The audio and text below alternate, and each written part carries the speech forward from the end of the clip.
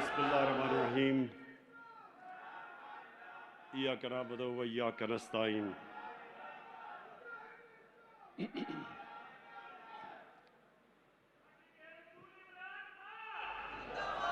بسم اللہ الرحمن الرحیم پھر سے میں سب سے پہلے آج ان سب کا جنہوں نے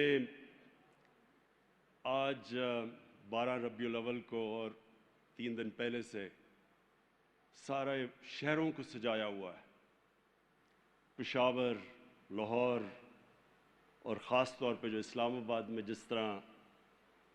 جس بھرپور طریقے سے ہم نے خوشیاں بنائی ہیں اس مبارک مہینے کی، تو میں ان سب کو آج خراج تحسین پیش کرتا ہوں۔ اور میں خاص طور پہ جو ابھی آپ کو میں ایک چھوٹی سی فلم دکھاؤں گا 5 منٹ کی، جس طرح دل سے یہ فلم بنائی گئی ہے، میں یہ چاہتا تھا کہ ایک ایسی 5 منٹ کی فلم ہو جو کم از کم ہماری یوتھ کو، نوجوانوں کو بتائے تو صحیح کہ ہم کیوں اپنے نبی صلی اللہ علیہ وسلم سے اتنا عشق کرتے ہیں۔ کئی لوگوں کو ابھی تک اس چیز کا علم نہیں کہ یہ ہم کیوں ان کی سالگرہ کی خوشیاں بناتے ہیں۔ لوگ خوشیاں بناتے ہیں، ان کو یہ بھی نہیں پتا۔ تو میں وہ چاہتا تھا کہ ایک چھوٹی سی پہلے 5 منٹ کی فلم ہو، اس کے بعد میں آپ سے بات کروں گا، جو یہ بتائے کہ انہوں نے کتنا بڑا دنیا کی تاریخ میں وہ انقلاب لے کے آئے، اور پھر وہ دیکھتے دیکھتے ایک عظیم قوم بن گئے مسلمان، اور پھر وہ نیچے کیوں آئے۔ تو میں پہلے چاہوں گا کہ وہ فلم دیکھ لیں۔ اس سے پہلے میں اللہ کا خاص آج شکر ادا کرنا چاہتا ہوں کہ اس نے مجھے توفیق دی کہ میں اپنی قوم سے اس بھرپور طریقے سے ہم 12 ربیع الاول کا خوشیاں بنائیں۔ میں اللہ کا شکر ادا کرنا چاہتا ہوں۔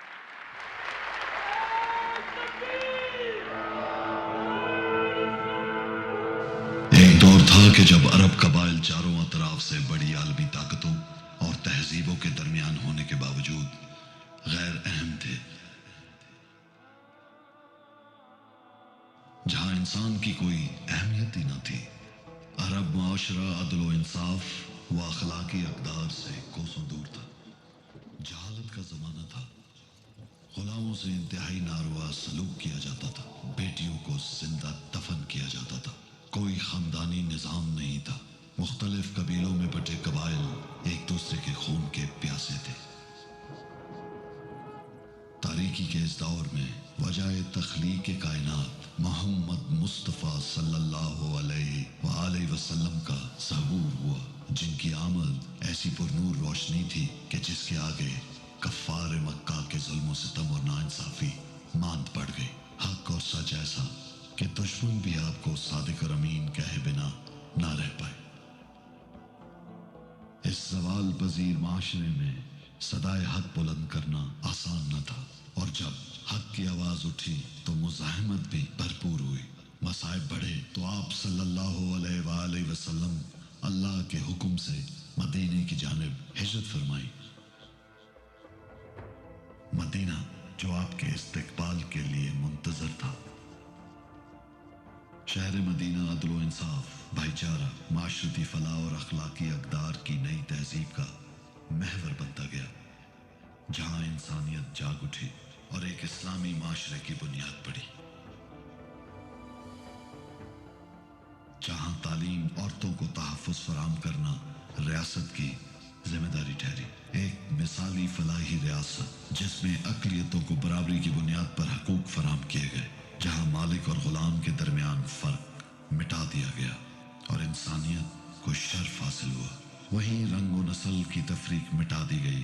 آپ صلی اللہ علیہ وآلہ وسلم نے ایک ایسا معاشرہ ترتیب دیا جس نے اپنے کردار سے دنیا بدل کر رکھ ڈالی۔ میدان بدر میں صرف 313 پر مشتمل دستے نے ایک نئے عالمی انقلاب کی بنیاد رکھی۔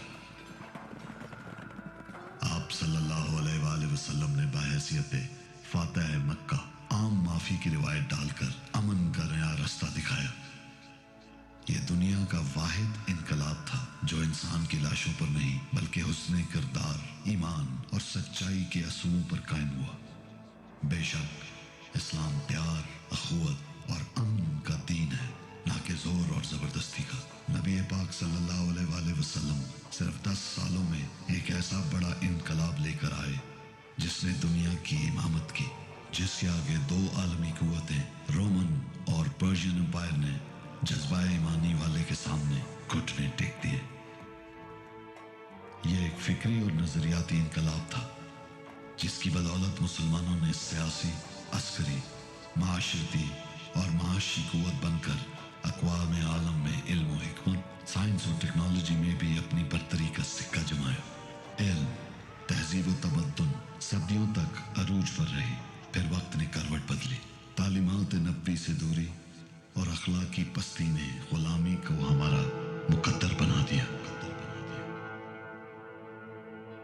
اور اب ضرورت اس امر کی ہے کہ ہم عملی طور پر آقا دو جہاں رسالت مآب حضرت محمد مصطفیٰ صلی اللہ علیہ وآلہ وسلم کی سنت پر عمل پیرا ہوں اور عدل و انصاف، انسانیت، سچائی، دیانتداری اور نیک کردار سے طرز زندگی اپنائیں۔ اس لیے رحمت العالمین اتھارٹی کا قیام عمل میں لایا جا رہا ہے، جس کا بنیادی مقصد اور کردار سب کو متحد کرنا اور ہم آہنگی پیدا کرنا ہے، دنیا کو اسلام کی اصل شکل دکھانا ہے۔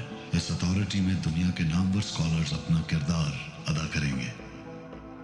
اسکولز کے اندر سیرت النبی صلی اللہ علیہ وآلہ وسلم کے نصاب کا مسلسل جائزہ لینا اور رہنمائی کرنا، میڈیا کے ذریعے معاشرے کی طرز زندگی میں مثبت تبدیلی لانا، فکری اور نظریاتی سوچ کو بیدار کرنا، اسلامی تاریخ اور تعلیمات پر مبنی فلموں، ٹیلی ویژن ڈراموں کے ذریعے آگہی، یونیورسٹیز میں تحقیق اور مباحثہ، حکومت کی رب العالمین اسکالرز کی مانیٹرنگ، میرٹ پر مبنی on line system, special projects اور صوفیہ کرام کی زندگیوں اور تعلیمات سے سیکھنا، نوجوانوں کو ایک متبادل راستہ بتانا جو صراط المستقیم ہے، جس کی بنیاد اور اساس سیرت النبی صلی اللہ علیہ وآلہ وسلم ہے۔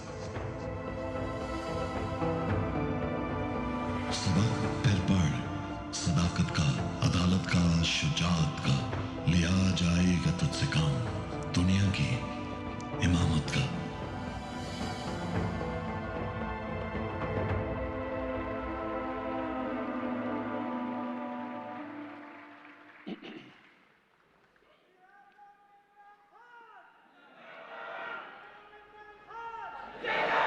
جی خواتین و حضرات،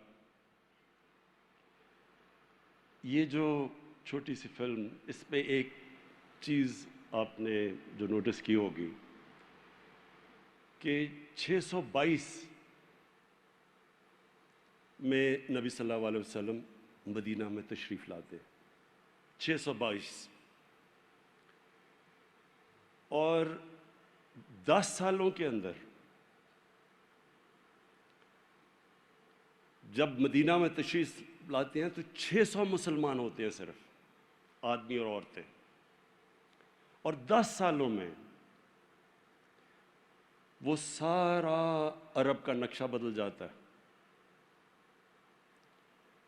جو جتنی بھی 10 سالوں میں جنگیں ہوتی ہیں، جو ٹوٹل لوگ ان جنگوں میں مرتے ہیں وہ 1400، 150 مربع میل پہ چھا جاتے ہیں مسلمان، اور 600 سے 1.25 کروڑ پہ چلے جاتے ہیں، 1.25 لاکھ پہ چلے جاتے ہیں، سوری۔ اب کہنے کا میرا کیا مطلب ہے کہ یہ جو ہوا تھا یہ کوئی تلوار کی زور سے نہیں ہوا تھا، یہ ایک دنیا کا بڑا فکری انقلاب آیا تھا، سوچیں بدلی تھی، ذہن بدلے تھے۔ اور یہ جو ہمیں قرآن میں حکم دیا جاتا ہے، اللہ ہمیں حکم کرتا ہے کہ نبی صلی اللہ علیہ وسلم کی زندگی سے سیکھو، ان کی سنت پہ چلو، یہ کیوں حکم کرتا ہے؟ یہ ہماری بہتری کے لیے کرتا ہے، کیونکہ یہ جو انقلاب آیا تھا، یہ انقلاب ہمارے، اگر ہم ان اصولوں کے اوپر چل پڑیں تو وہ مسلمانوں کو اٹھا دیتا ہے، کیونکہ یہ تاریخ میں یہ ایک ماڈل بنایا اور پھر اس کو کامیاب کیا۔ جو مدینہ کی ریاست تھی وہ ایک ماڈل بنا اور وہ پھر ساری دنیا پہ پھیل گیا، ساری دنیا کا عظیم سویلائزیشن بنا۔ تو میں آپ سب کے سامنے رکھنا چاہتا ہوں کہ وہ کیا بنیاد کیا تھی، وہ اصول کیا تھے جس کے اوپر مدینہ کی ریاست کھڑی ہوئی۔ اور یہ میں اپنے نوجوانوں کو، خاص طور پہ اس ملک کے نوجوانوں کو اس چیز سے آگاہ کرنا چاہتا ہوں، اور یہ جو اتھارٹی کے ہم نے فیصلہ کیا وہ بھی میں بعد میں آپ کو ایکسپلین کروں گا۔ لیکن یہ کیوں ضروری ہے؟ کیونکہ میں سمجھتا ہوں کہ ہمارے ملک میں سب کچھ اللہ نے دیا ہے، اس ملک میں کسی چیز کی کمی نہیں۔ جو 3 سال اقتدار میں رہا ہوں تو میں ہمیشہ حیران ہوتا رہا کہ اللہ نے کتنی نعمتیں بخشی ہیں پاکستان کو، لیکن جو راستہ ہے وہ ہمیں اپنا راستہ ٹھیک کرنا ہے۔ اور میں اب سے نہیں 25 سال پہلے جب میں نے اپنی پارٹی بنائی تھی تو ہم نے اپنا ویژن اپنی دیا تھا کہ مثالی اسلامی فلاحی ریاست، مطلب کہ مدینہ کی ریاست۔ یہ 25 سال پہلے ہماری ویژن تھی، ہمارا نصب العین تھا ایاک نعبد و ایاک نستعین۔ اور میں تب بھی اس نتیجے پہ پہنچ گیا تھا کہ اگر اس قوم نے ایک عظیم قوم بننا ہے تو اس کو وہ اصولوں پہ جانا پڑے گا۔ تو میں آپ کے سامنے وہ کیا اصول تھے کہ وہی لوگ، وہی عرب تھے، وہ آپ نے شروع میں نقشہ دیکھا، ایک طرف آدھی دنیا پرشین امپائر، آدھی دنیا رومن امپائر، تھوڑے سے عرب تھے بیچ میں، آپس میں قبیلے تھے، لڑتے تھے۔ تو وہ کیا ہوا کہ 622 سے لے کے 632 تک وہ کیا ہوا کہ وہ دو لوگ دنیا کی امامت کرنے شروع کر دیا، اور اگلے 20 سالوں کے اندر وہ موراکو سے لے کے تو ہندوستان تک پہنچ گئے، سینٹرل ایشیا تک پہنچ گئے۔ وہ کیا چیز تھی؟ اور یہ ہے، اگر ہم یہ سمجھ جائیں، یہ ہے جس سے انشاءاللہ ہمارا ملک ایک عظیم ملک بنے گا۔ اصول کیا تھے؟ تو میں آپ کے سامنے اصول رکھتا ہوں، اور میں کوئی اسلام کا اسکالر نہیں ہوں۔ انشاءاللہ یہ جو ہماری اتھارٹی بنے گی اس میں ہم ابھی سے بڑے بڑے انٹرنیشنل اور پاکستانی اسکالرز کو جمع کر رہے ہیں، اور ان کا کام ہے کہ یہ لوگوں تک لے کے جائے۔ لیکن میں نے اپنی جو تحقیقات کی میں آپ کے سامنے رکھتا ہوں۔ سب سے پہلے چیز نبی صلی اللہ علیہ وسلم نے کی، اچھے کو اچھا اور برے کو برا، اخلاقی معیار اٹھایا ایک معاشرے کا۔ انہوں نے موریلٹی معاشرے کی اٹھائی، اور موریلٹی بیسڈ یہ ہے کہ اچھے اور برے کی تمیز ہو۔ اور جو موریلٹی اٹھائی اس معاشرے کی، وہ بڑی دیر تک مسلمانوں کو دنیا کے اندر، جب مسلمان دیکھتے تھے تو لوگ ان کو سمجھتے تھے کہ یہ وہ ایماندار، صداقت، سچے لوگ، امانت دار لوگ ہیں۔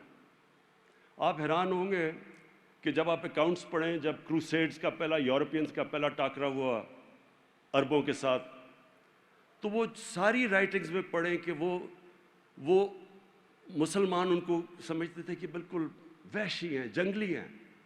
اور وہ جب دیکھتے تھے صلاح الدین ایوبی کے اوپر، جب باہر سے آپ کتابیں پڑھیں تو ان کے بڑا کیریکٹر بڑا اوپر تھا، مورل سٹینڈرڈز بہت اونچی تھی ان کی۔ تو سب سے پہلے اپنی انہوں نے پرسنالٹی سے معاشرے کی اخلاقیات اٹھا دی، اور جو اگلی چیز انہوں نے کی، انصاف کا نظام، عدل اور انصاف، رول آف لا۔ ان کی 2 حدیث ہیں، وہ اتنی امپورٹنٹ حدیثیں ہیں، انہی پہ اگر ایک معاشرہ عمل کر لے، ان 2 حدیث سے معاشرہ اٹھ سکتا ہے۔ کہ ایک کہ میری بیٹی بھی اگر جرم کرے گی اس کو سزا ملے گی، قانون سے اوپر کوئی نہیں۔ اور دوسری چیز کہ تمہارے سے پہلے بڑی قومیں تباہ ہوئیں جدھر طاقتور کے لیے قانون اور کمزور کے لیے دوسرا قانون تھا، رول آف لا۔ لیکن رول آف لا صرف ایک وہ قوم دے سکتی ہے جس کی اخلاقیات اوپر ہوں، جس کی مورل سٹینڈرڈز ہوں، مورالٹی ہو جس میں۔ ہر کوئی قانون کی رول آف لا نہیں، قانون کی بالادستی نہیں قائم کر سکتا۔ آج آپ دنیا میں دیکھ لیں، دنیا بٹی ہوئی ہے، غریب ملک کون ہیں؟ بنانا ریپبلکس کس کو کہتے ہیں؟ جدھر قانون نہیں ہے، جدھر انصاف نہیں ہے۔ اور انصاف کا مطلب ہی ہوتا ہے کمزور کو انصاف چاہیے ہوتا ہے، طاقتور ہمیشہ کوشش کرتا ہے اپنے آپ کو اوپر رکھنے کی، اور کمزور جب ایک معاشرہ اس کو انصاف دیتا ہے تو وہ پھر اس معاشرے کا حصہ اور اس کو اون کرتا ہے، وہ اسٹیک ہولڈر بن جاتا ہے۔ اس لیے جو بھی ملک آگے بڑھے ہیں دنیا میں، تو یہ جو دو، ایک مورالٹی ان کی ہوتی ہے، ایک ان کے پاس کا انصاف ہوتا ہے۔ اور یہ میں اس لیے آپ کو کہہ رہا ہوں کہ ہماری جو اسٹرگل ہے اس پاکستان میں، وہ قانون کی بالادستی کی ہے۔ یہ ایک بیسک چیز ہے۔ جب کہ ایک معاشرہ جب رومنز بھی تھے تو وہ رومنز اپنے آپ کو دوسروں کو باربیرینز کہتے تھے۔ وہ باربیرینز کیوں کہتے تھے؟ کیونکہ رومن لا تھا، ان کے کوئی قوانین تھے، باقیوں کو ایک قانون نہیں تھا۔ Might is right. Banana republic کا مطلب ہوتا ہے جس کی لاٹھی اس کی بھینس۔ وہاں طاقت کا زور ہوتا ہے، جنگل کا قانون ہوتا ہے۔ تو اس لیے یہ جو مدینہ کی ریاست کے بیسس کیا تھے؟ مورالٹی اور پھر قانون کی بالادستی، رول آف لا۔ تیسری چیز، فلاحی ریاست۔ دنیا کی تاریخ میں پہلی دفعہ ایک انسانیت کا نظام آیا۔ انہوں نے ایک ریاست بنائی جدھر ریاست نے ذمہ داری لی اپنے کمزور طبقے کی۔ یہ پہلی ویلفیئر اسٹیٹ بنی تھی دنیا میں، اور یہ اسٹیٹ نے انسانوں کو پھر نچلے طبقے کو اوپر اٹھا دیا۔ جب ایک ریاست لوگوں کی بنیادی ضروریات پوری کرتی ہے تو وہ لوگ بھی جڑ جاتے ہیں اسٹیٹ کے ساتھ۔ یہ جو انصاف اور یہ جو انسانیت ہے، اس کی وجہ سے ایک قوم مضبوط ہو جاتی ہے، لوگ اون کرتے ہیں اس قوم کو۔ آپ اگر بر صغیر کی تاریخ پڑھیں تو جب بھی فوجیں اوپر سے آتی تھیں تو وہ سیدھی وہاں پانی پات کی جنگ ہوتی تھی، اور جو جیت گیا اس کا ہندوستان، کیونکہ فیوڈل سسٹم تھا یہاں قانون کی حکمرانی نہیں تھی، طاقت کی حکمرانی تھی۔ فیوڈل سسٹم کا مطلب کہ جو اوپر بیٹھا ہوتا ہے وہ قانون سے اوپر ہوتا ہے۔ لیکن افغانستان جو ہے اور جو ہمارا قبائلی علاقہ، اس کے اندر ایک جورس سسٹم تھا جس کو جرگہ کہتے ہیں، لوگوں کو انصاف ملتا تھا۔ تو یہ آپ دیکھ لیں کہ سارا یہ علاقہ، انگریز ہوئے، روسی ہوئے، پھر امریکی ہوئے، جو برطانیہ میں نے جب فتح کیا ہوا تھا پورا ہندوستان، یہ جو قبائلی علاقہ تھا یہ مسلسل لڑتا رہا ان کے خلاف۔ وہ کیوں لڑے؟ کیونکہ وہ آزاد، انصاف نے ان کو آزاد کر دیا تھا، اور آزاد لوگ وہی لڑتے ہیں اپنی آزادی کے لیے۔ اگر میرے پاس آزادی نہیں ہے، اگر فیوڈل سسٹم ہے، تو مجھے کیا فرق پڑتا ہے کوئی باہر سے آ کے اوپر حکومت کر لے۔ اس لیے ہندوستان کو فتح کرنا آسان تھا، اس لیے افغانستان مشکل ہے فتح کرنا۔ وہ فتح کر لیتے ہیں، اس کے بعد پھر قوم کھڑی ہونی شروع ہو جاتی ہے آزادی کے لیے اپنی۔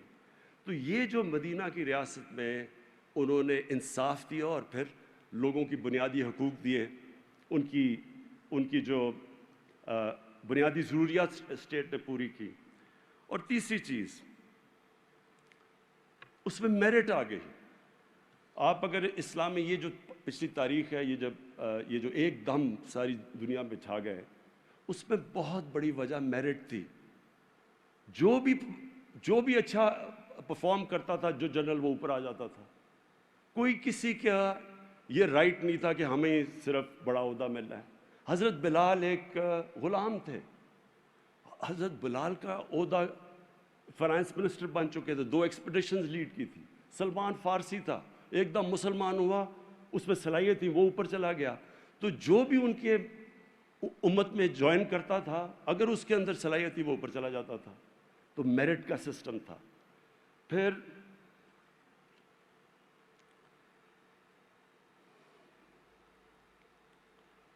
انہوں نے لیڈرز پروڈیوس کیے۔ جب آپ یہ یہی جو دور ہے، میں نے جو چھوٹی سی فلم میں ایک دم پھیل گئے، تو آپ ساتھ ساتھ یہ دیکھیں گے کہ ایک کے بعد دوسرا لیڈر نکلتا گیا، جو ان کے ارد گرد تھا وہ لیڈر بن گیا، سارے صحابہ لیڈر بن گئے، کیونکہ ان کی جو انہوں نے جو ان کے اندر کیریکٹر بلڈنگ کی، اچھا وہ کیا صلاحیتیں تھی، وہ لیڈر بن گئے۔ لیڈر کے اندر کیا کوالٹیز ہونی چاہیے؟ سب سے پہلے صادق اور امین، کبھی بھی کسی کی رسپیکٹ نہیں کرتی جو کہ ایماندار نہ ہو، سچا نہ ہو اور امانت دار نہ ہو، انصاف نہ کر سکے۔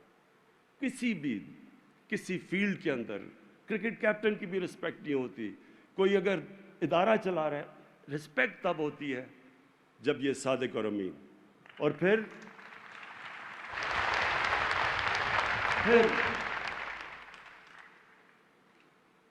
لوگوں کے خوف، جو خوف ہے، یہ کبھی بزدل انسان لیڈر نہیں بن سکتا۔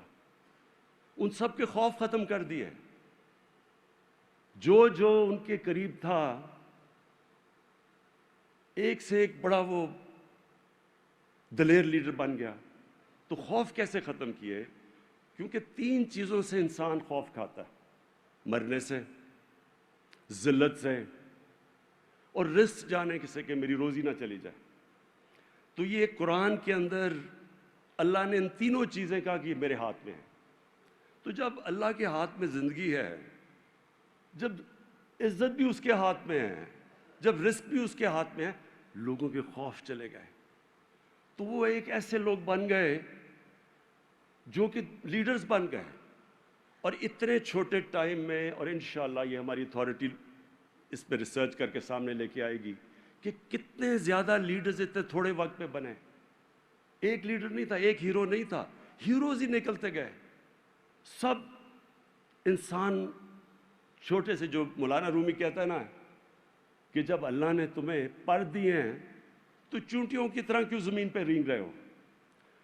اقبال کے شاہین بن گئے، زنجیریں توڑ دی انہوں نے، جنہوں نے روکا ہوا تھا انسان کو، جو اس کا پوٹینشل ہے، اشرف المخلوقات، اللہ کی سب سے عظیم مخلوق، آزاد ہو گئے لوگ، چھوٹے لوگ بڑے لوگ بن گئے، دنیا میں وہ پھیل گئے۔ اچھا، پہلے ان کے ساتھ جو صحابہ تھے وہ سارے لیڈرز بنے، ان کو جو دیکھے نیچے وہ لیڈرز بن گئے۔ تو سارے مسلمان ملکوں کے اندر جو مسلمان جب پھیلے دنیا میں، تو اس میں سب سے بڑی کوالٹی لیڈرشپ تھی۔ پھر انہوں نے معاشرے میں کیا کیا؟ خواتین، اس سے پہلے عورتیں پراپرٹیز ہوتی تھی آدمی کی، انہوں نے پہلی دفعہ عورتوں کو پراپرٹیز میں رائٹس دے دیے، حقوق دے دیے۔ وہ حقوق جو یورپ میں کئی 100 سال بعد آئے، اس وقت انہوں نے عورتوں کو حقوق دے کے معاشرے کے اندر، انہوں نے آخری خطبے میں کہا کہ عورت پہ بھی اتنے حقوق ہیں جو آدمی پہ ہیں، اور آدمی پہ عورت پہ ہیں۔ پھر غلاموں کو انہوں نے جس طرح انہوں نے سٹیپس پہ غلاموں کو معاشرے کا حصہ بنایا، اس پہ کسی اور قوم کی یہ تاریخ میں یہ نہیں ہے، کوئی مثال نہیں ہے ایسی۔ یعنی انہوں نے جب کہا کہ اس کو اپنے فیملی ممبر کی طرح رکھو ایک غلام کو، تو وہ جو ان کے کہنے پہ، اور جو حضرت بلال کا جو مثال دی، مسلمان دنیا میں کئی صدیوں تک مسلم سلیو ڈائنسٹیز آئیں۔ یہاں قطب الدین ایبک ایک غلام تھا جو کہ بادشاہ بن گیا، مملوکس تھے مصر کے اندر جو غلام تھے، اور غلام سے ان کی ڈائنسٹی بن گئی، انہوں نے کئی 100 سال حکومت کی وہاں۔ اور پھر جو مقام تھا، پھر جو عثمانیہ سلطنت تھی، جانصاری ان کی ایلیٹ فورس تھی، وہ ساری غلاموں کو انہوں نے اوپر لا کے ٹریننگ دے کے ان کو اوپر بٹھا دیا، سب سے ایلیٹ ان کی فائٹنگ فورس تھی۔ تو غلام کا مرتبہ ہی چینج کر دیا، ان کو انسان کی طرح رکھا، فیملی ممبرز کی طرح رکھا۔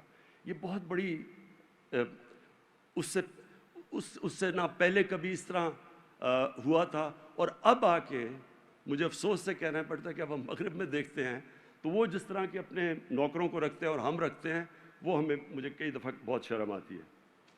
پھر بوڑھوں کی عزت، پہلی دفعہ پینشنز مدینہ کی ریاست میں شروع کی گئی تھی کہ بوڑھوں کی ذمہ داری لی ریاست نے، کمزوروں کی، بوڑھوں کی، بیواؤں کی، یتیموں کی، یہ ایک انسانیت کا نظام کھڑا کیا۔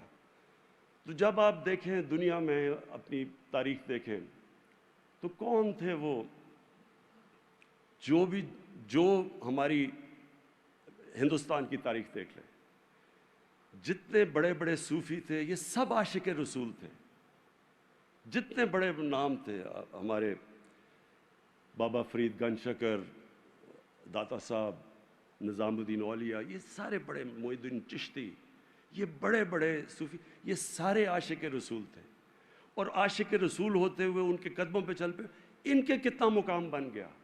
آج بھی ان کے مزاروں کے اوپر لاکھوں لوگ آتے ہیں، ان کو پیار کرتے ہیں، آج بھی ان سے کرتے ہیں۔ تو اس کی وجہ یہ ہے کہ جو بھی ان کے قدموں پہ چلے گا، جو بھی چلا وہ اوپر آ گیا۔ اچھا، اب جو اور پھر انہوں نے کہا چائنا بھی جانا پڑے علم حاصل کرنے کے لیے تو جاؤ، جب سے پیدا ہوتے ہو جب تک قبر میں جاؤ علم حاصل کرو۔ اور اس کی وجہ سے جو پھر ایک انقلاب آیا، علم کا انقلاب آیا، مسلمان سائنٹسٹ بنے، ٹاپ ہر چیز کے اندر، ایک جو بغداد سینٹر بن گیا دنیا کی لرننگ کا، وہ جو بیت الحکمہ تھا، ہاؤس آف وزڈم، ساری دنیا سے کتابیں لائی، ٹرانسلیٹ کی، نالج سینٹر بن گیا۔ ایسی مسلمان دنیا میں، کورڈوبا میں، مسلم اسپین میں ایک لائبریری تھی جس میں ساری یورپ سے زیادہ کتابیں تھیں، تو سینٹر آف لرننگ بن گئے مسلمان۔ لیکن جو سب سے امپورٹنٹ چیز میں کہنا چاہتا ہوں وہ یہ کہ دیکھیں، ہم غلطی کرتے ہیں کئی دفعہ، ہم کہتے ہیں ہمارے پیغمبر رحمت العالمین، اللہ نے ان کو خطاب دیا تھا، سب انسانوں کے لیے رحمت بن کے آئے تھے۔ اس کا کیا مطلب ہے؟ اس کا مطلب یہ ہے کہ جو انسان ان کی سنت پہ چلے گا وہ اوپر چلا جائے گا۔ یہ بڑا امپورٹنٹ سمجھنے کے لیے بات ہے، کیونکہ اس پہ اقبال نے بڑا زبردست شکوہ اور جواب شکوہ لکھا تھا۔ مقصد یہ ایک دفعہ شکوہ کہ دیکھیں ہم کدھر تھے اور ہم کدھر پہنچ گئے ہیں۔ تو جو اقبال نے جواب شکوہ میں لکھا تھا کہ جن چیزوں کی وجہ سے ہم اوپر آئے تھے، جب ہم ان سے نیچے گئے تو ہم نیچے آ گئے، اور جو ملک جن کو ہم کافر سمجھتے ہیں، جب وہ ان کی سنت کے اوپر چلنا شروع کریں گے، وہی اصول جو مدینہ کے ہیں، جو کیریکٹر کے، وہ اوپر آ جائیں گے، کیونکہ رحمت العالمین ہے، جو ان کے قدموں پہ چلے گا وہ اوپر آ جائے گا۔ اور اس پہ بڑی آپ آج کی ذرا میں مثالیں دینا چاہتا ہوں کہ دیکھیں جو ہم ملک جن کو کہتے ہیں کہ وہ اس مسلمان نہیں ہیں، ذرا میں صرف آپ کو مثالیں دینا چاہتا ہوں اپنی زندگی سے۔ میں پہلی دفعہ جب برطانیہ گیا تو میں حیران ہو گیا وہاں دیکھ کے، مجھے تو ہمیں تو پتہ ہی نہیں تھا فلاحی ریاست کیا ہوتی ہے۔ اس ریاست کے اندر پہلی دفعہ ہم نے دیکھا کہ انسانیت کیا ہوتی ہے۔ غریب آدمی کے لیے مفت علاج، غریب آدمی کے بچوں کے لیے مفت تعلیم اور بہترین تعلیم۔ اگر وہ غریب آدمی بے روزگار ہوتا تو اس کو ان امپلائمنٹ بینیفٹس ملتے ہیں، اسٹیٹ اس کا دھیان رکھتی ہے۔ عدالت میں جاتا ہے اور اس کے پاس پیسے نہیں ہیں تو لیگل ایڈ ملتی ہے اس کو۔ یہ میں نے پہلی دفعہ چیزیں دیکھی وہاں جا کے۔ اور رول آف لا، یعنی قانون، میں آپ کو اپنا بتاؤں کہ میرا ایک وہاں کیس تھا انگلینڈ کے اندر، انگلینڈ کا بہت بڑا سٹار تھا ایان بوتھم۔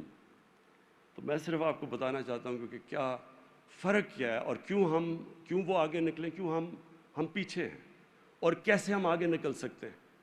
میرا کیس تھا، وہ بھی انگلینڈ کا بڑا نام تھا، میرا اس سے کرکٹ میں بڑا مقابلہ ہوتا تھا، تو اس نے میرے اوپر عدالت میں کیس کر دیا۔ اس نے بھی سب سے بڑا وکیل لیا، میں نے بھی انگلینڈ کا سب سے بڑا وکیل لیا۔ تو مجھے یاد ہے میں جب میری اس سے پہلی بات ہوئی اور وہ میرے سے پوچھ رہا تھا، میرے ایویڈنس لے رہا تھا، تو اس نے مجھے روک دیا۔ اس نے کہا کہ اگر میں یہ آپ کو وارن کرنا چاہتا ہوں کہ اس میں ایک بھی چیز جو آپ لکھ رہے ہیں جھوٹ نکلی، وہ جج سیدھا آپ کو وہ پرجری کے اندر جیل میں ڈال دے گا۔ اور پھر اس نے کہا کہ میں آپ کو کوچ نہیں کر سکتا. میں تو کبھی عدالت میں گیا ہی نہیں تھا. اس نے کہا مجھے اجازت نہیں ہے کوچ کرنے کی. یعنی میں اسے پیسے بھی دے رہا ہوں, وہ مجھے یہ بھی نہیں مجھے بتا رہا کہ اندر میں نے عدالت میں کرنا کیا ہے. اسے کہا تم نے صرف سچ بولنا جا کے. اور پھر میں تھوڑی دیر ہمارے اس کے بعد ایک بہت بڑا برطانیہ کا ایک نام تھا لارڈ جیفری آرچر. وہ پاکستانی کا ایک عزیز کرتا تھا پاکستانی, اس کا ایک بڑا کیس ہوا وہاں. وہ پاکستانی کیس ہار جاتا ہے. 3 مہینے کے بعد پتہ چلتا ہے کہ وہ جو لارڈ جیفری آرچر نے ایک جو گواہ لے کے آیا تھا اس نے جھوٹ بول دیا. 3 مہینے کے بعد وہ جیفری آرچر لارڈ جو اتنا طاقتور آدمی تھا برطانیہ میں, اس کو 3 سال کی جیل ہو گئی پرجری کے اوپر, صرف جھوٹ بولنے پہ. اب میں آپ کو کیا بتاؤں, میں پیناما کیس میں, میرے ساتھ اور بھی میرے لوگ بیٹھے جو عدالت میں تھے, اب میں آپ کو کیا بتاؤں کہ کس طرح کے وہاں جھوٹ بولے گئے. قطری خط آ گیا. آپ کو میں یقین دلاتا ہوں کہ انگلینڈ کے اندر اگر قطری خط آ جاتا, سیدھا ہی اگر وہ خط آ جاتا تو اسی وقت کیس رکنا تھا اور اس نے جیل میں ڈال دینا تھا اس کو. پھر جی کلبری فونٹ آ گئی. وہ کلبری فونٹ 2007 میں آتی ہے, وہ 2006 میں کانٹریکٹ دکھا دیتے ہیں, ابھی وہ فونٹ آئی نہیں ہوتی. اس کے اوپر کوئی ایکشن نہیں لیا جاتا. یہ اوتھ کے اوپر جھوٹ بولا جا رہا ہے, جس طرح جھوٹی گواہیاں ہوتی ہیں یہاں. یعنی وہاں کا عدالتی نظام اور یہاں کا زمین آسمان کا فرق ہے. اور میں تب سمجھا کہ آپ کے پاس مورل اتھارٹی ہونی چاہیے انصاف کرنے کے لیے. اگر آپ کے پاس مورل اتھارٹی, آپ انصاف نہیں کر سکتے. کسی کی جرت نہیں ہے وہاں. ادھر کا پارلیمنٹری نظام, اب پارلیمنٹری نظام جو ہے ہم نے بھی انہی کا اپنایا ہوا ہے, ہمارا ویسٹ منسٹر ماڈل ہے. اب وہاں کا پارلیمنٹ, کیونکہ میری 20 سال گزرے وہاں, تو وہاں کا جو پارلیمنٹری نظام ہے جس کے اوپر ان کی ساری پارلیمنٹری ڈیموکریسی چلتی ہے, وہ ہے ہی اگر آپ کے پاس اخلاقیت, اگر آپ کے پاس اخلاقیت کا معیار ہے تو وہ ڈیموکریسی کامیاب ہو سکتی ہے, نہیں تو وہ نہیں چلتی. اور اسی لیے برطانیہ کی پارلیمنٹری ڈیموکریسی چلی نہیں ہے سوائے برطانیہ کے اور اینگلو سیکسن ملک میں. کینیڈا میں چل گئی, آسٹریلیا, نیوزی لینڈ کے علاوہ ساری جگہ پہ وہ بندر بانٹ بن جاتی ہے, کیونکہ اس کے لیے ایک بڑا آپ کو مورل سٹینڈرڈ چاہیے ہوتے ہیں اس ڈیموکریسی کے لیے. وہاں کبھی کوئی تصور بھی نہیں کر سکتا کہ جناب ووٹ بکے گا. وہاں کوئی چھانگا مانگا جیسی اور وہ جو بند کر کے یا مری میں بند کر کے بھیڑ بکریوں کی طرح کبھی لوگ نیلام نہیں ہوتے. ادھر کوئی سوچ نہیں سکتا. یہ سب کو پتہ ہے سینٹ کے اندر الیکشن میں پیسہ چلتا ہے, وہاں کوئی تصور بھی نہیں کر سکتا. یہ وہاں اگر کسی کے اوپر کنوکشن ہو جائے یا چلے اس کے اوپر الزام لگ جائے کہ اس نے پبلک کے پیسے کی چوری کی ہے, وہ پارلیمنٹ تو چھوڑے, وہ کسی میڈیا میں اپنی شکل نہیں دکھا سکتا. تو دیکھیں, یہ میں آپ کو صرف سمجھانے کی کوشش کر رہا ہوں کہ ہمارے پاس اللہ نے سب کچھ دیا ہے, لیکن وہ جب آج جو ہمارا سارا پروگرام اور آج جو ہم سیلیبریٹ کر رہے ہیں 12 ربیع الاول, ہماری کوشش ہونی چاہیے کہ ان کی طرف پہلے سنت سیکھے تو صحیح. جو اللہ نے وعدہ کیا ہے کہ جو ان کی سنت پہ چلے گا وہ اوپر چلا جائے گا, اس لیے تو وہ رول ماڈل ہیں. میں نے اپنی ذرا ڈیموکریسی دیکھتا ہوں, اپنی جو اخلاقیات وہ دیکھتا ہوں, اور میں یہ سمجھتا ہوں کہ یہ ہماری سب سے بڑی جنگ ہے اس ملک کی. جب تک ہم اپنے ملک کے اندر یہ قانون کی بالادستی قائم نہیں کرتے, جب تک ہم یہ جنگ نہیں جیتتے, نہ یا ملک میں صحیح جمہوریت آنے لگی ہے, نہ یا ملک میں خوشحالی آنے لگی ہے. آپ جو ہمارا سب سے بڑا اساس ہے, کیونکہ میں پہلی 18 سال کا گیا تھا جب باہر, تو میرا سب سے زیادہ واسطہ اوورسیز پاکستانی سے. یہ جو بھی نجم شراز آیا تھا یہ بھی باہر اوورسیز پاکستانی ہے. سب سے زیادہ میرا ان سے واسطہ, کیونکہ میں پہلے کرکٹ کی وجہ سے ان سب کو میری ملاقات رہتی تھی ان سے, اور اس کے بعد جب میں شوکت خانم کے لیے پیسے اکٹھے کیے, بڑے پیسے اکٹھے کرنے تھے, تو سب سے زیادہ مدد میری اوورسیز پاکستانیز نے کی. تو میرا ان سے رابطہ سب سے زیادہ تھا۔ میں ہمیشہ یہ دیکھا وہ بیچارے محنت کرتے تھے، پاکستان میں نوکریاں نہیں ملتی تھیں، یس ہمارا میرٹ کا سسٹم نہیں تھا، قابل لوگ ہوتے تھے، باہر جاتے تھے، محنت کرتے تھے، کام کرتے تھے، لیکن ہمیشہ ذہن میں ہوتا تھا کہ جب میں پیسے بنا لوں میں واپس پاکستان جاؤں گا۔ سارا وقت وہ یہ سوچتے تھے کہ ایک دن میں پاکستان واپس، جب میرے پیسے آ جائیں گے میں پاکستان چلا جاؤں گا۔ اور وہ پھر کیونکہ میں اتنی دیر وہاں ان سے 50 سال سے، تو میں نے ان کو دیکھی، ان کی ساری سٹیجز دیکھی۔ وقت آ گیا، پیسے بھی بنا لیے، بچے کوئی 12-13 سال 15 سال کے ہو گئے، پاکستان آ گئے، پاکستان میں بزنس شروع کی، پہلا فراڈ ہوا، دوسرا فراڈ ہوا، واپس بینکرپٹ ہو کے واپس چلے گئے۔ بچے وہ پاکستان میں ایڈجسٹ نہ ہو سکے تو وہ ترستے ہی رہ جاتے تھے۔ ہم جاتے تھے، وہ پاکستانی کمیونٹی بنی ہوتی تھی، پاکستانی گانے سنتے تھے، پاکستانی کی یادیں آتی تھی، لیکن پاکستان واپس کیوں نہیں آ سکتے تھے؟ کیونکہ ان کو عادت پڑ جاتی تھی ایک بہتر موریلٹی کی سوسائٹی میں، ایک قانون جدھر رول آف لا ہے اس کی عادت پڑ جاتی تھی۔ ان کو بزنس ادھر کرتے تھے، محنت کرتے تھے، لیکن کامیاب جب ہوتے تھے تو وہ اس سوسائٹی میں ہوتے تھے جدھر وہ، اگر آپ محنت کرتے ہیں آپ کو پھل ملتا ہے۔ تو جب وہ واپس آتے تھے اس سوسائٹی میں وہ ایڈجسٹ نہیں ہو سکتے تھے۔ اب سوچیں 90 لاکھ پاکستانی باہر بیٹھے، اگر ان میں سے صرف 30-40 ہزار ہی پاکستان میں آ کے انویسٹمنٹ کر دیں، ہمیں کوئی IMF کی ضرورت نہ پڑے، اتنا ان کے پاس پیسہ ہے۔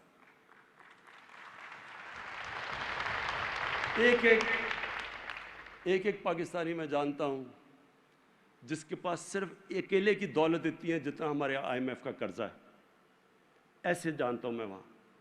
لیکن ان سے پوچھیں کہ آپ پاکستان کیوں نہیں آتے، وہ پاکستان کا سسٹم ان کو پاکستان نہیں آنے دیتا، وہ ترستے ہیں پاکستان آنے کے لیے۔ تو یہ جو موریلٹی، قانون کی بالادستی، یہ ہمارے ملک کے لیے، اس لیے اگر ہم نے خوشحال ہونا ہے تو ہمیں ضرورت ہے اس کی۔ اپنے ملک کو جب تک جو پوٹینشیل آزاد کرنا ہے تو تب تک یہ نہیں ہوگا جب تک ہم اس ملک میں قانون کی بالادستی قائم نہیں کریں گے، جب تک ہم اپنی اخلاقیات کو نہیں اوپر لے کے جائیں گے۔ اور یہ اللہ نے جب رحمت العالمین کا خطاب دیا تو انہوں نے کہا کہ جو ان کے راستے پہ چلے گا وہ اوپر چلا جائے گا۔ آپ دیکھ لیں، آپ برطانیہ کے اندر ایک بڑا زبردست ایک سیکنڈ ورلڈ وار میں ایک انسیڈنٹ ہے کہ ہٹلر کی فوجیں سارا یورپ فتح کر لیا، انہوں نے سارا یورپ فتح ہو گیا۔ اب وہ انتظار کر رہی ہیں برطانیہ میں آنے کے لیے، صرف راستے میں سمندر ہے، بمباری ہو رہی ہے، بلٹس ہو رہی ہے، ایک بلڈنگ نہیں کھڑی، لندن کی تباہ ہو رہی ہیں بلڈنگ۔ تو لوگ خوف زدہ ہو کے ان کے پرائم منسٹر ونسٹن چرچل کے پاس پہنچتے اور کہتے ہیں کہ پرائم منسٹر صاحب کیا ہم بچ جائیں گے، کیا ہم قوم بچ جائے گی؟ اس نے آگے سے جواب دیا کہ کیا ہماری عدالتیں انصاف دے رہی ہیں؟ وہ دنگ رہ گئے کہ ہم کہہ رہے ہیں کہ اس کی ہٹلر کی بمباری ہو رہی ہے، تباہ کر رہا ہے، ملک ہے، وہ کہہ رہا ہے آگے سے کہ عدالتیں انصاف دے رہی ہیں۔ اصل میں وہ مطلب اس کا یہ تھا کہ کیا ہمارے میں ابھی تک وہ اخلاقی معیار ہے کہ ہماری عدالتیں انصاف دے رہی ہیں، کہ ان میں قوت ہے انصاف دینے کی؟ تو ہوا کیا؟ برطانیہ تو بچ گیا، جرمنی بھی شکست کھا گیا، جاپان بھی شکست کھا گیا۔ جرمنی کے اندر ایک بلڈنگ نہیں کھڑی تھی جب جنگ ختم ہوئی، جاپان کے اوپر 2 ایٹم بم گر چکے تھے۔ 10 سالوں میں دونوں قومیں کھڑی ہو گئیں۔ کیوں کھڑی ہو گئیں؟ کیونکہ اخلاقیات کو بمباری سے آپ تباہ نہیں کر سکتے۔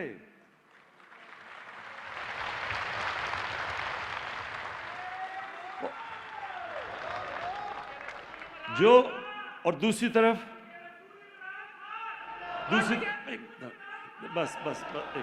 دوسری طرف آپ دیکھ لیں ہماری زندگی میں بیروت، سارے مڈل ایسٹ کا بیروت کو کہتے تھے پیرس ہے مڈل ایسٹ کا۔ ہم نے اپنی زندگی میں سارے یہاں سے بھی سوچتے تھے جی بیروت جانا ہے، وہ اتنی زبردست جگہ۔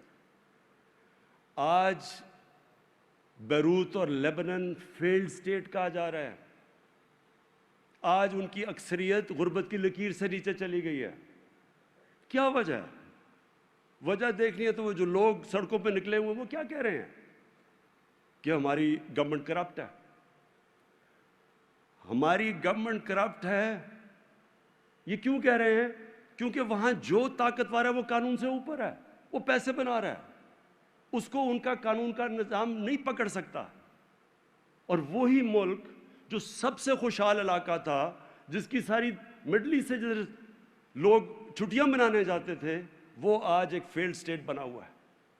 ساری جس طرح میں پھر سے جو بنانا ریپبلک ہوتی ہے وہ وسائل کی کمی سے نہیں ہوتی. ایک غریب قوم وہ اس لیے ہوتی ہے وہاں قانون نہیں ہوتا, انصاف نہیں ہوتا. جو یہ فیکٹ آئی پینل کی رپورٹ ہے, اور یہ میں پھر سے بار بار دہراتا ہوں, یہ ضرور سمجھ لیں, یہ ہمارے لیے یہ غور کرنے کی, غور و فکر کرنے کی ہے. یہ fact I panel United nations کے سیکرٹری جنرل نے ایک بڑے ماہروں کی پینل بنائی. اس سے پوچھا بتاؤ یہ غربت کیوں بڑھتی جا رہی ہے ان ملکوں میں, ڈیولپنگ ورلڈ میں, اور امیر اور غریب ملک میں فاصلے کیوں بڑھتے جا رہے ہیں؟ تو انہوں نے سال لگا کے رپورٹ تیار کی, اور اس رپورٹ میں وہ یہ کہتے ہیں کہ ہر سال ہماری طرح کے, پاکستان کی طرح کے ملک جن کے ملک میں رول آف لا نہیں ہے, طاقتور کو قانون کے نیچے لانے کی ان کی مورالٹی, مورل سٹرینتھ نہیں ہے, ان کے پاس وہ اخلاقیات نہیں ہے کہ طاقتور کو قانون کے نیچے لانے کے لیے ان کے قانون کے نظام میں, ادھر سے 1000 ارب ڈالر ہر سال چوری ہو کے, منی لانڈر ہو کے آف شور اکاؤنٹس میں جاتا ہے, اور لنڈن اور بڑے بڑے شہروں کے اندر جا کے پراپرٹیز لی جاتی ہیں. یہ اس کی یونائٹڈ نیشنز کے سیکرٹری جنرل کی فیکٹ آئی پینل کی رپورٹ ہے. تو مطلب یہ ہے کہ جب یہ سارے ملک, اگر ان کے ملکوں کے اندر انصاف کا نظام نہیں ہوگا, خوشحالی نہیں آئے گی. وہ جو مدینہ کی ریاست کے اندر انہوں نے اصول سیٹ کیے تھے, وہ پہلے تو خوشحالی نہیں تھی. پہلے 6 سال اگر انہوں نے, خیر بڑی, جب ہم اس کے اوپر اور بھی فلمیں بنائیں گے, کہ پہلے 5-6 سال تو بہت برے حالات ہیں مسلمانوں کے, لیکن انہوں نے پہلے انصاف قائم کیا, اخلاقیات اٹھائی سارے معاشرے کی, اور اس کے بعد انہوں نے فلاحی ریاست بنائی. یعنی پیسے نہیں بھی تھے لیکن انہوں نے غریبوں کو اوپر اٹھایا, ان کی اسٹیٹ نے ذمہ داری لی, اس سے وہ معاشرہ تک جڑ گیا. وہ سب, جب میں غریب آدمی ہوں, مجھے پتہ ہے کہ اگر معاشرہ میری مدد کر رہا ہے اور ملک میری مدد کرتا ہے, اور میں اگر طاقتور میرے سے کوئی ظلم کرے تو میں عدالت میں جاؤں گا, مجھے انصاف ملے گا, میں کھڑا ہو جاؤں گا اس ملک کے ساتھ. اس طرح انہوں نے اس کو قوم بنایا. پہلے تو قبیلوں میں بٹے ہوئے تھے, وہ کیسے ایک دم سپر پاور بن گئے؟ کیونکہ ان ساروں کو پتا تھا کہ یہ جو ریاست ہے یہ ہماری ہے. انہوں نے اون کیا کہ ہمیں انصاف بھی دیتی ہے, ہماری بنیادی ضروریات بھی پوری کرتی ہے, میرٹ ہے یہاں, میں محنت کروں گا تو میں اوپر آ جاؤں گا. یہ نہیں کہ وہاں صرف چند خاندانی اوپر بیٹھے ہوئے ہیں, جو محنت کرے گا اوپر آ جائے گا. قوم کو آزاد کر دیا, اور پھر اور اپنی مثال سے جو لیڈرشپ انہوں نے کھڑی کی, ان کو شاہین بنا دیا. تو لیڈرز بھی بن گئے, قوم بھی آزاد ہوگی, اس قوم پھیل گئی دنیا پہ. تو ہمارا چیلنج اب کیا ہے؟ ہمارا چیلنج یہ ہے کہ ہمارے جو یوتھ ہے, ہمارا جو نوجوان ہے اس ملک کا, اس کو ہم صحیح طرف لگائیں, اس کا راستہ ہم صحیح کریں. اکثریت اس ملک کے نوجوانوں کی ہے, اور میں اپنے نوجوانوں کو یہ پیغام دینا چاہتا ہوں کہ دیکھیں, مجھے تو اللہ نے سب کچھ دے دیا. میں وہ ایک خوش قسمت انسان ہوں جس کو کوئی کسی قسم کی ضرورت نہیں ہے. جو میں چاہتا تھا, جس طرح کی جو بھی چیز ہے, اللہ نے تو مجھے سب کچھ دے دیا. میں صرف یہ چاہتا ہوں کہ میں پہلی جنریشن تھا اس ملک کی, ہمارے ماں باپ غلام ہندوستان میں پیدا ہوئے تھے. ہم بچپن میں ساری وقت کہانیاں سنتے تھے جو ماں باپ ہمیں بتاتے تھے کہ تمہیں نہیں پتہ غلامی کیا ہے. کس طرح انگریز یہاں حکومت کرتا تھا، کس طرح ہماری کوئی حیثیت نہیں تھی. تو وہ ہم بڑے ہوئے تھے اس چیز سن کے. اور پھر ہم نے اپنے ملک کو اوپر جاتے دیکھا. یہ یاد رکھو آج سے 50 سال پہلے پاکستان اوپر جا رہا تھا، یہ سارے خطے میں سب سے تیزی سے ترقی کر رہا تھا. اور پھر ہم نے اس کو نیچے آتے دیکھا اور اس کو ہم نے ادھر. تو میری کوشش ایک ہے کہ ہم واپس ایک وہ ملک جو ایک بہت بڑی خواب تھی پاکستان کی، لا الہ، جس ملک کا نعرہ تھا کہ پاکستان کا مطلب کیا، لا الہ الا اللہ، اس کو کس نے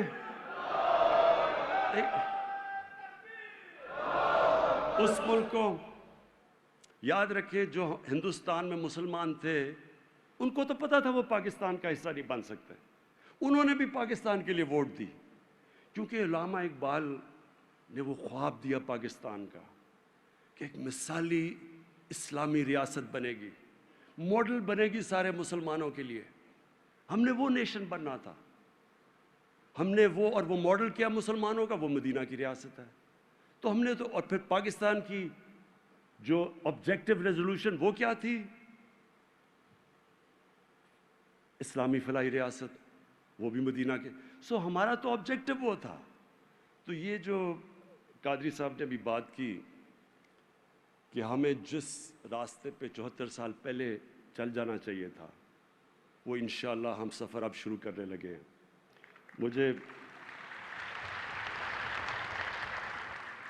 مجھے قادری صاحب نے کہا، مجھے کہتے ہیں کہ میں جب لوگوں کو کہتا ہوں کہ دیکھیں پرائم منسٹر چاہتا ہے کہ مدینہ کی ریاست کے طرز پہ پاکستان کو بنایا جائے، تو کہتے ہیں، وہ آگے سے کہتے ہیں خود تو سارے مزے کر گئے، اب ہمیں لگا دیا مدینہ کی ریاست کے اوپر.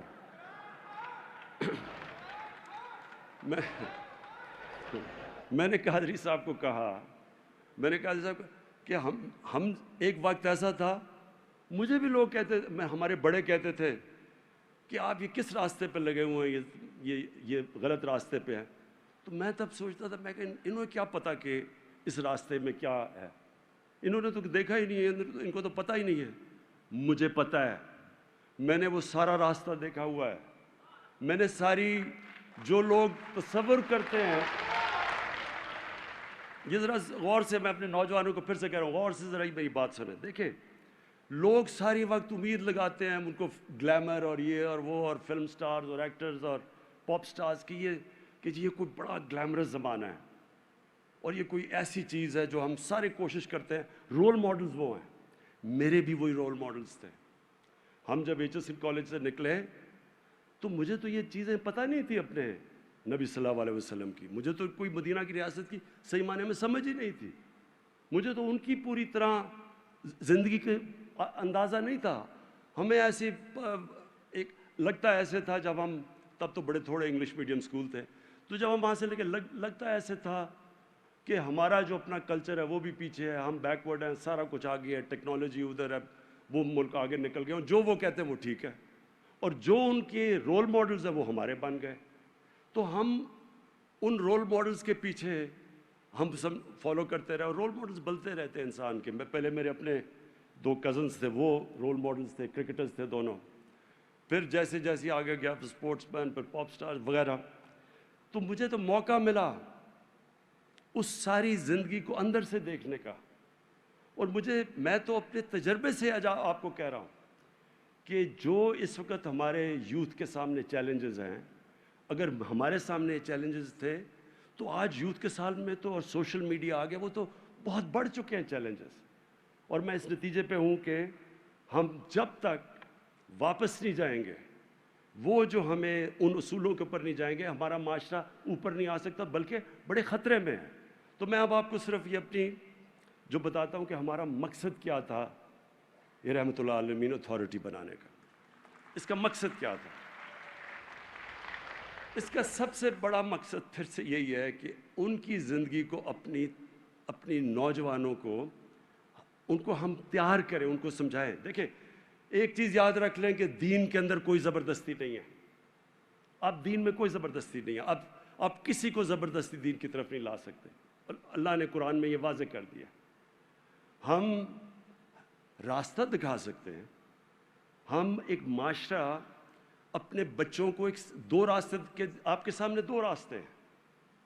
نماز میں ہم وہ دو ہی راستے ہیں نا. ہم اللہ کو کہتے ہیں وہ راستہ دے جس پہ تو نے نعمتیں بخشی، دوسرے راستے پہ نہیں جدھر تباہی کا راستہ ہے. ہم کم از کم اپنے بچوں کو بتا تو سکتے ہیں کہ اس راستے پہ چلو گے تو یہ ہوگا، اس راستے پہ چلو گے تو یہ ہوگا. یہ تو ہم کر سکتے ہیں. باقی پھر اللہ سے دعا کرتے ہیں کہ اللہ ان کو سیدھے راستے پہ لگا دے. تو یہ جو اتھارٹی کا مقصد یہ ہے، اس میں جو گورنمنٹ کرے گی، میں پہلے اپنا گورنمنٹ بتا دوں جو ہماری کوشش ہے. نمبر 1، میں پھر سے آپ کو کہتا ہوں کہ میں جب تک زندہ ہوں اس ملک میں انصاف اور قانون کی بالادستی کی جنگ میں لڑوں گا، رول آف لاء کے لیے لڑتا رہوں گا.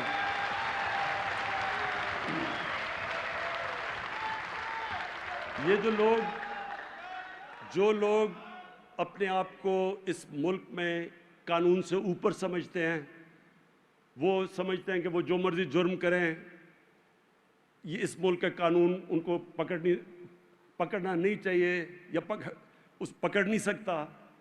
وہ جب تک ہم ان کو قانون کے نیچے نہیں لے کے آئیں گے، جب تک طاقتور قانون کے نیچے نہیں آتا، آپ کبھی بھی یہ نہ سوچیں کہ نیچے سرکاری نوکر پٹواری اور یہ پیسے نہیں لیں گے. ہمیشہ اوپر سے معاشرہ ٹھیک ہوتا ہے، جو مدینہ کی ریاست میں ہوا تھا. نبی صلی اللہ علیہ وسلم نے اوپر سے معاشرے کو ٹھیک کیا تھا. تو ہم نے اوپر سے طاقتور کو قانون کے نیچے لے کے آنا ہے. جو ان کی پھر سے کہ بڑی قومیں برباد ہوئی تمہارے سے پہلے، جب طاقتور کے لیے ایک قانون اور کمزور کے لیے دوسرا تھا. قوم کبھی بھی ساری جتنے یہ غریب ملک ہیں، ہر ملک کا یہی مسئلہ ہے. ہر غریب ملک کا مسئلہ یہ ہے کہ ان کی ایلیٹ نے پیسہ سارا باہر رکھا ہوا ہے. ان کے بھی آف شور اکاؤنٹس ہیں، ان کے بھی بڑے بڑے مغربی کیپٹلز میں بڑی بڑی پراپرٹیز ہیں. تو یہ تو جنگ لڑیں گے. اور دوسرا فلاحی ریاست، وہ انشاءاللہ اس کے اوپر پورے ہم لگے ہوئے ہیں. میں یہ آج کل کے جو مشکل دور ہے، مہنگائی ہے، باہر سے ساری قیمتیں، کرونا کی وجہ سے انفلیشن آئی ہوئی ہے، قیمتیں مہنگی ہیں. ہم ابھی احساس کا پروگرام شروع کریں گے انشاءاللہ، جس میں ہم نیچے 1.25 کروڑ خاندانوں کو ہم ان کو پیسے دیں گے، کھانے پینے کی چیزوں کی، گندم کے، ان کو ہم سبسڈائز کریں گے انشاءاللہ. اگلے مہینے سے ہم شروع کر رہے ہیں. پھر ہمارا کامیاب پاکستان آ رہا ہے، وہ بھی ایک بڑا ریولوشنری پروگرام ہے. قرضے دیں گے نوجوانوں کو سود کے بغیر.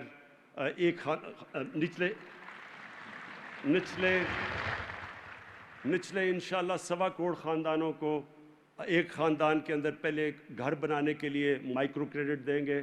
وہ ہم آرگنائز کر رہے ہیں پیسے کے لیے، تاکہ وہ اپنے غریب لوگ اپنے گھر بنا سکیں. دوسرا، ان کو سستے قرضے دیں گے، شہروں میں اپنی دکانیں، دیہاتوں کے اندر وہ زرعی چیزیں خرید سکیں.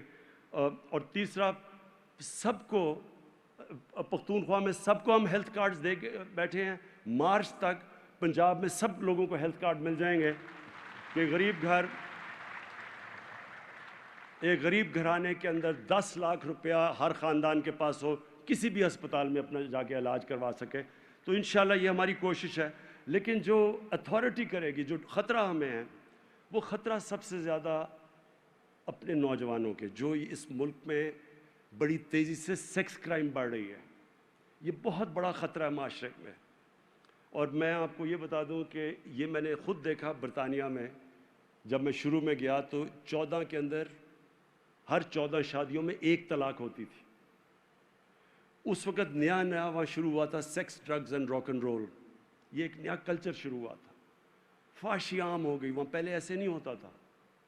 آہستہ آہستہ انہوں نے اپنے معاشرے کے اندر جس طرح فلمیں ان کی بدلنی شروع ہوئیں، ٹی وی کے اوپر آنا شروع ہوا، وہ چیز جو پہلے نہیں آتی تھی، ان کے معاشرے کے اندر سب سے پہلے امپیکٹ پڑا شادی کے اوپر، خاندانی نظام کے اوپر. اور وہ جب ان کا خاندانی نظام آہستہ آہستہ ٹوٹنا شروع ہوا، تو تب ہمیں سمجھ آئی کہ کیوں یہ پردے کا کانسیپٹ ہے. دیکھیں، پردے کا اسلام کے اندر ایک بڑا کانسیپٹ ہے. یہ صرف یہ نہیں ہے کپڑوں کا، یہ ایک اسلام میں شادی کو پروٹیکٹ کرنے کا کانسیپٹ ہے. وہ اب ایک معاشرے کے اوپر ہے کہ اجتہاد کر کے ڈیولپ کرے کہ کس طرح ہم نے اپنے خاندانی نظام کو پروٹیکٹ کرنا ہے. لیکن جب میں شروع میں گیا تھا تو 14 میں 1 طلاق تھی، اور جب آخر میں 70% طلاقیں ہو گئی وہاں، تو ان کی فیملی سسٹم ٹوٹا۔ جب آپ ایک معاشرے کے اندر فحاشی بڑھاتے رہتے ہیں، اس لیے ہمارے حضور نے منع کیا ہوا ہے۔ اس لیے مدینہ کی ریاست میں بھی جب شروع میں خاندانی نظام ٹوٹا ہوا تھا، انہوں نے اس کو لے کے آئے دائرے کے اندر شادی کی، اور پھر پروٹیکٹ کی شادی۔ تو ہمارے لیے تو بڑا امپورٹنٹ ہے، باقی چیزوں میں وہ ہمارے سے آگے ہیں، باقی اخلاقیات میں ہمارے سے آگے ہیں، لیکن ہمیں اپنے لوگوں کو، اپنے بچوں کو، اپنے نوجوانوں کو، اپنے خاندانوں کو بچانا ہے۔ وہ جو کلچر اس وقت آ رہا ہے، جو اس وقت ملک میں ہمارے نہیں، ادھر سے ہالی ووڈ سے جاتا ہے بالی ووڈ سے ادھر آتا ہے، یہ کلچر ہمارے خاندانی نظام کو تباہ کرے گا۔ ہالی ووڈ کے اندر جدھر سے کلچر آ رہا ہے، 2.5 سال ہے ایوریج ایک شادی کی، ایک شادی لاسٹ 2.5 سال کرتی ہے وہاں، کیونکہ وہ کلچر کے اثرات ہیں۔ اس لیے ہم چاہتے ہیں کہ اتھارٹی میں ہم اپنے لوگوں کو، ہمارے اسکالرز آگاہ کریں، بتائیں لوگوں کو کہ اس کا امپیکٹ کیا ہے، کیا اس ملک میں اس کا کتنا امپیکٹ پڑا ہے ان کے خاندانی نظام سے، ہمارے خاندانی نظام پہ۔ تو جو سب سے بڑا، اور ماں باپ اس چیز کو سمجھیں گے آج جو سن رہے ہیں، بچوں کے پاس جو موبائل فون ہے۔ اب دیکھیں، انسانی تاریخ میں کبھی بھی بچوں کے پاس ایک ایسی چیز موبائل فون جس کے اوپر ہر قسم کی انفارمیشن ہے، کبھی انسانی تاریخ میں اس طرح کی انفارمیشن بچوں کے پاس نہیں ہے۔ اس کا طریقہ ہم کوئی زبردستی نہیں کر سکتے، ہم موبائل فون نہیں لے سکتے، ہم سوشل میڈیا نہیں بند کر سکتے، اور جس تیزی سے آگے بڑھ رہی ہے، لیکن ہم کم از کم اپنے بچوں کی تربیت کر سکتے ہیں۔ ہم ان کو بتا سکتے ہیں، ہم ان کو بتا سکتے ہیں کہ یہ جو کلچر آپ کے سامنے آ رہا ہے، اس کے بڑے برے اثرات ہوں گے آپ کے اوپر، اس کے اوپر کیا اثرات ہوں گے۔ تو یہ اتھارٹی کا، تو میں اتھارٹی کے اوپر آتا ہوں۔ نمبر 1 چیئرمین، ہماری جو چیئرمین ہوں گے رحمۃ اللہ عالمین اکیڈمی کے، وہ ایک اسکالر ہوں گے جنہوں نے سیرت کے اوپر کتابیں لکھی ہوں گی، پیپرز لکھے ہوں گے، ان کو ایڈمنسٹریٹو ایکسپیرینس ہوگا، ان کے انٹرنیشنل کنیکشنز ہوں گے، کیونکہ کوشش یہ ہوگی، اور میں اچھے ابھی اسکالر سے ملا بھی ہوں، کوشش یہ ہوگی کہ وہ بڑا زبردست کام دنیا میں ہو رہا ہے، بڑے بڑے اسکالرز پاکستان کے باہر زبردست کام کر رہے ہیں۔ تو یہ اتھارٹی کوآرڈینیٹ کرے گی دنیا میں ہماری جتنے بھی ریسرچ ہو رہی ہے، جو ڈیولپ کر رہے ہیں ہم اسلامک تھنکنگ اور سیرت نبی، تو ان ساروں کو یہ کوآرڈینیٹ کرے گا چیئرمین۔ نمبر 2 اسکولز کے اندر، ہم نے اسکولز کے اندر 8، 9 اور 10 کلاس میں ایک سیرت نبی کا ایک کورس شروع کیا ہے، اور یہ اسکولوں کے اندر مانیٹر کیا جائے گا۔ یہ ذرا غور سے سن لیں، دیکھیں، کوشش یہ ہوگی کہ یہ ایک اسکالر جو ہوگا، ایک جو پہلے چیئرمین، اس کے بعد جو دوسرا اسکالر، وہ یہ اسکولوں کے اندر مانیٹر کریں گے کہ یہ جو سیرت پڑھائی جا رہی ہے اس کے کیا اثرات ہیں، اور ٹائم کے ساتھ کریکولم چینج کرنا ہے، کیونکہ بڑی تیزی سے سوچ آگے بڑھ رہی ہے، تو اس لیے وہ مانیٹر کریں گے۔ اور اس کے بعد ایک تیسرا، میڈیا میں ایک اسکالر ہوں گے جو میڈیا کو سنبھالیں گے۔ اور میڈیا کے اندر کیا ہوگا، سب سے پہلے تو بچوں کے اندر جو انڈاکٹرینیشن ہوتی ہے کارٹون سے، جو کارٹون ہے وہ بالکل ایک بچوں کو ایک مختلف کلچر بتا رہا ہوتا ہے، اس کے اندر ماں باپ کی عزت نہیں ہوتی، اس کے اندر بڑوں کی عزت نہیں ہوتی، وہ بالکل مختلف کلچر ہے۔ ہمیں اپنے کلچر کے مطابق کارٹونز بنائیں گے، بچوں کو ایک الٹرنیٹ بتائیں گے کہ وہ ہمارا کلچر کیا ہے، تو وہ سیکنڈلی وہ ایک سکولز میں وہ ان کا کام ہوگا۔ اور پھر جو میڈیا کے اسکالر ہوں گے، ان کا یہ بھی کام ہوگا کہ میڈیا کے اندر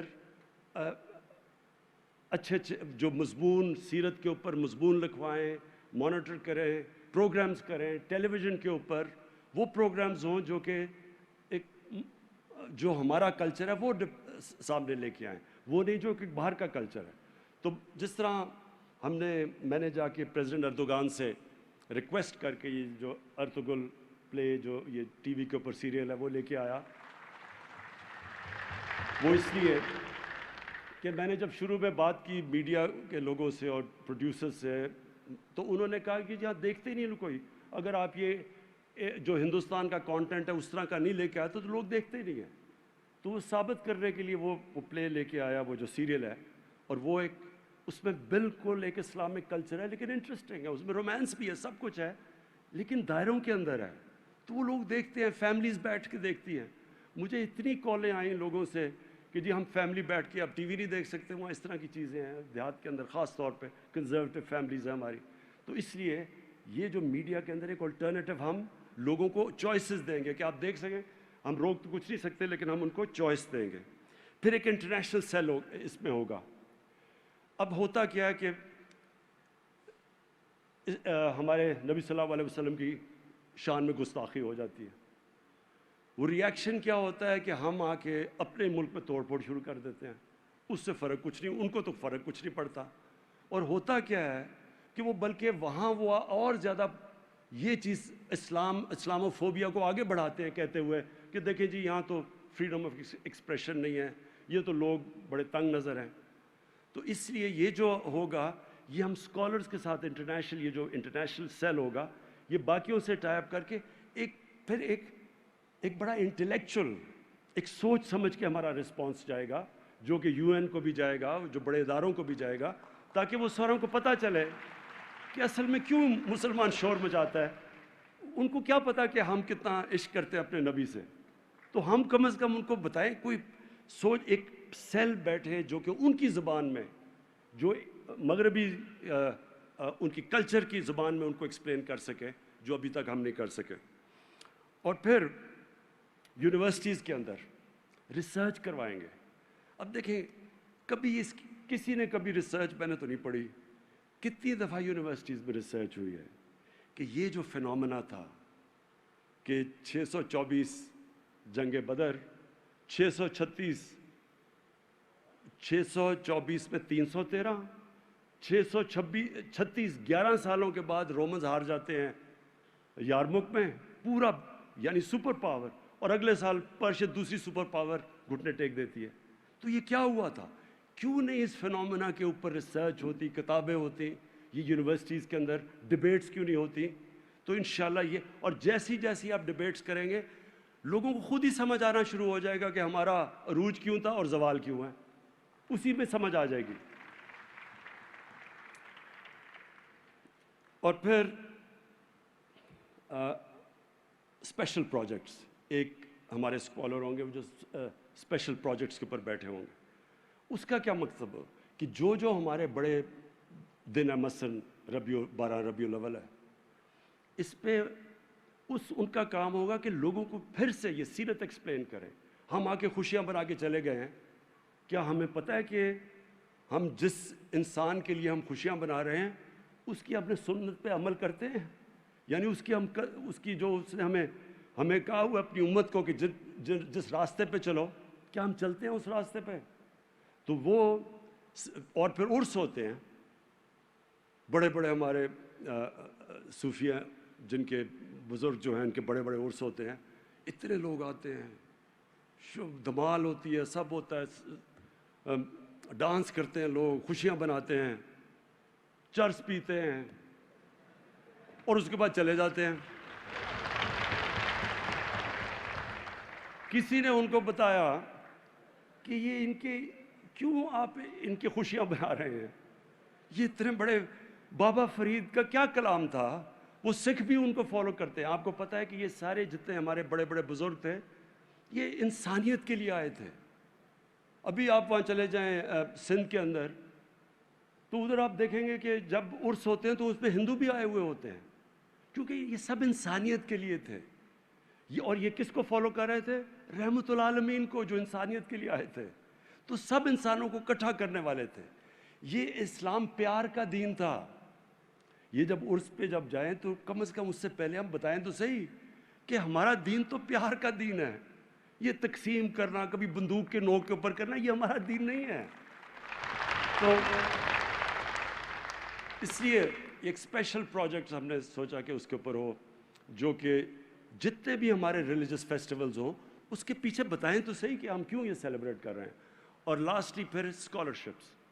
ہم نے ابھی تک رب العالمین کے رحمت العالمین کی نام پہ اسکالرشپس دیے ہیں, اور ان اسکالرشپس میں ایک پھر یہاں بیٹھ کے جو ہماری اتھارٹی میں ہوگا, اس کا کام یہ ہوگا کہ دیکھیں کہ کیا پہلے تو اسکالرشپس میرٹ پہ جا رہی ہیں, آن لائن پورے کمپلینٹس جن اسکالرشپ جو بھی لیں گے ان کے کوئی بھی کمپلینٹس ہیں, مسئلے آ رہے ہیں, کوئی ایسے اسٹوڈنٹس ہوں گے جو قابل لوگ ہوں گے, پڑھ رہے ہیں, یعنی کسی سبجیکٹ میں بھی پڑھ رہے ہیں اور ان کے پاس پیسے ختم ہو جاتے ہیں, وہ یہاں آن لائن ہمیں کانٹیکٹ کریں گے.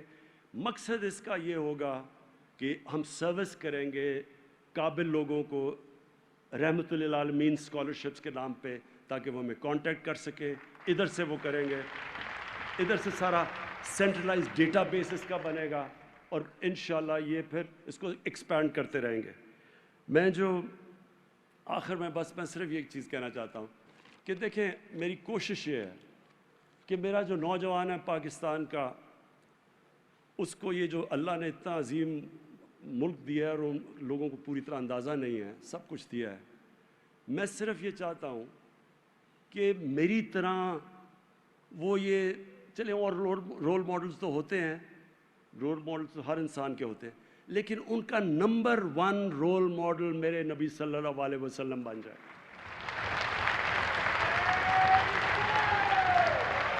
اور ہم پوری طرح, ہماری گورنمنٹ پوری مدد کرے ان کو پورا آگاہ کرنے کے لیے کہ ان کی وہ کیا وجہ تھی, ان کے اندر کیا صفتیں تھیں کہ دنیا میں نہ کبھی ایسا انسان آیا اور نہ آ سکتا ہے, اور جس کو اللہ نے اپنا حبیب مانا. وہ سارے میرے نوجوانوں کو سب کو پتہ چل جائے, تاکہ وہ پھر ہمیں پھر کچھ کرنے کی ضرورت نہیں پڑے گی. یہی ہمارا نوجوان انشاءاللہ اس ملک کو ایک عظیم ملک بنا دے گا. شکریہ.